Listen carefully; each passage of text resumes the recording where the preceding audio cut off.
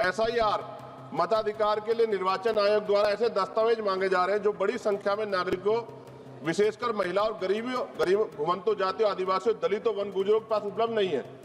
आधार card जो देश के अधिकांश नागरिकों के पास उपलब्ध है, उसे पर्याप्त क्यों नहीं माना जा रहा है?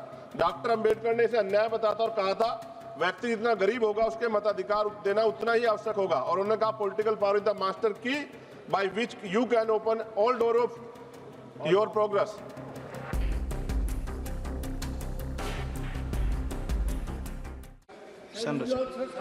सभापति जी धन्यवाद।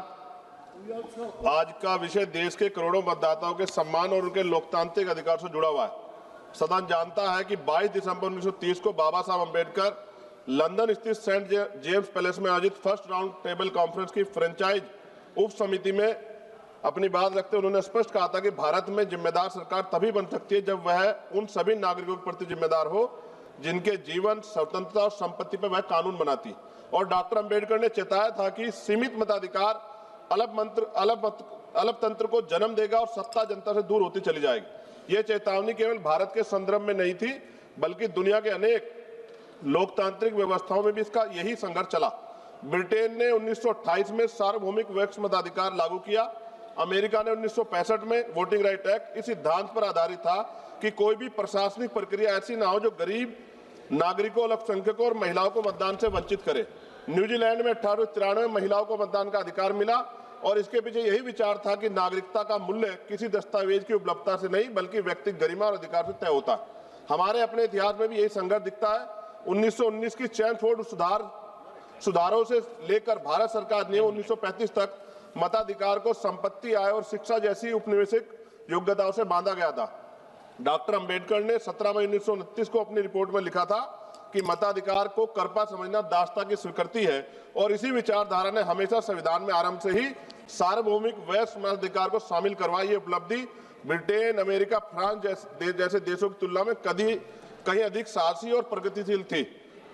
सभापति जी, राउंड टेबल कॉन्फ्रेंस में 5 करोड़ से ज्यादा जो कमजोर वर्ग के लोग थे उनके 2 प्रतिनिधि थे, डॉक्टर अंबेडकर और श्रीनिवासन, और अधिकार राजनेता जो पुरानी व्यवस्था थी निर्वाचन की उससे सहमत थे, जिसमें 80 लाख लोगों को वोटिंग का राइट था और वो संपन्न स्वर्ण जातियों के लोग थे। मैं आज सदन के माध्यम से देश के प्रत्येक नागरिक को बताना चाहता हूं कि आज जो देश में प्रत्येक वयस्क व्यक्ति को जो वोट का अधिकार प्राप्त हुआ है वो डॉक्टर बाबा साहब अम्बेडकर की देन है और माननीय काशीराम साहब ने भी हमें इसका प्रयोग करना सिखाया।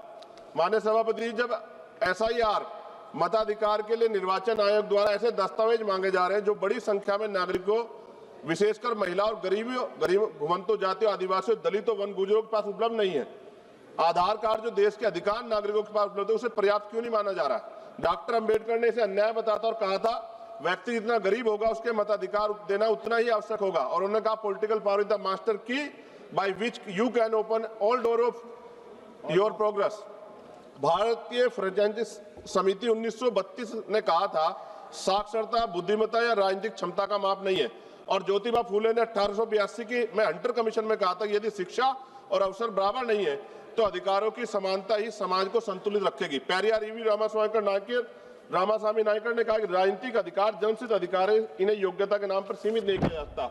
चौधरी चरण सिंह जी ने भी कहा मताधिकार लोकतंत्र की नींव है।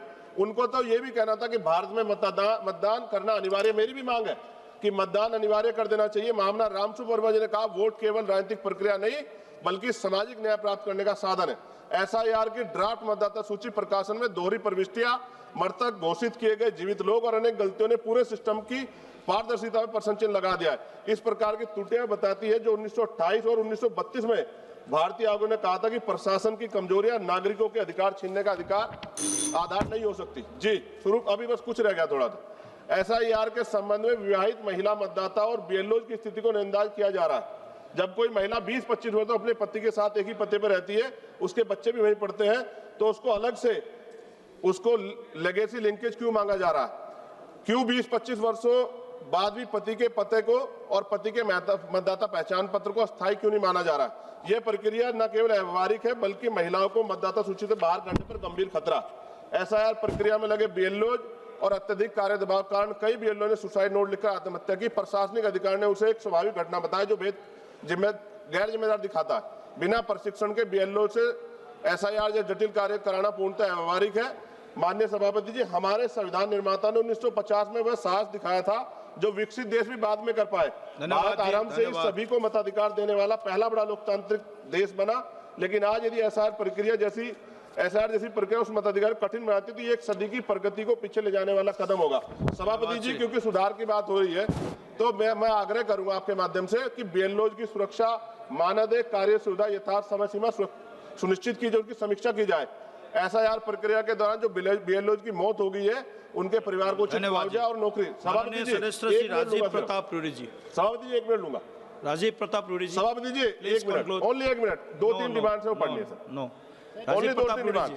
सभापति जी 10 सेकंड में कंप्लीट कीजिए, 10 सेकंड प्लीज। लास्ट सेंटेंस बोलिए आप। सभापति जी, मेरी मांग है ईवीएम की जगह बैलेट पेपर से चुनाव हो और वीवीपैट का ईवीएम के से मिलान कराया जाए। राजीव प्रताप सर, साथ-साथ फेज में चुनाव होते हैं, अगर एक दिन और इंतजार मतदाता कर ले क्या चला जाएगा सर? सर सभापति जी, राजीव प्रताप रूडी जी। सभापति जी, लाइन बाबा साहब अम्बेडकर। राजीव प्रताप रूडी जी, आप शुरू कीजिए प्लीज। प्लीज आप बैठिए। बोल लो ना, बोल लो ना। प्लीज सर, 30 सेकंड दे दो। बोलो सर, माइक चला गया, 30 सेकंड दो सर, आखिरी लाइन कहिए सर। सभापति जी,